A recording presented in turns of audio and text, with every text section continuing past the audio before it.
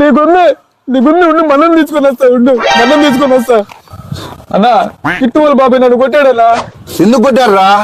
డబ్బులు లేదని కుక్కను కొట్టాడు కొట్టాడన్నా.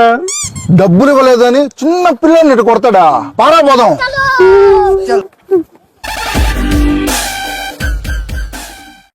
డబ్బులు ఇవ్వలేదని చిన్న పిల్లడు దొరకని ఎట్ట కొడతావా?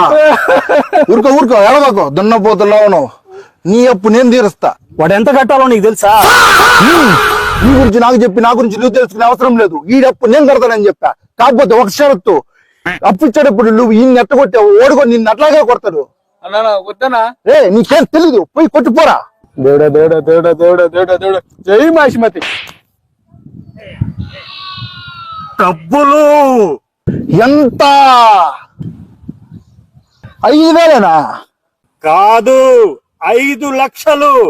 రాలిపోయే పువ్వా నీకు రాగాలెందుకే తోటమాలిని తోడు. బాబాయ్ నాకేం తెలియదు బాబాయ్, నాకు తీసుకొచ్చింది బాబాయ్. నాకు ఒకటి తెలియదు బాబాయ్. నా దగ్గర 1 రూపాయి వెళ్ళలేదు బాబాయ్. బాబాయ్ బాబాయ్ బాబాయ్ బాబాయ్ నా కొడుకు ఎక్కడున్నా నీ కాళ్ళ దగ్గర తీసుకొచ్చి పడేస్తా బాబాయ్. నాకు చెప్పించు బాబాయ్ బాబాయ్ బాబాయ్.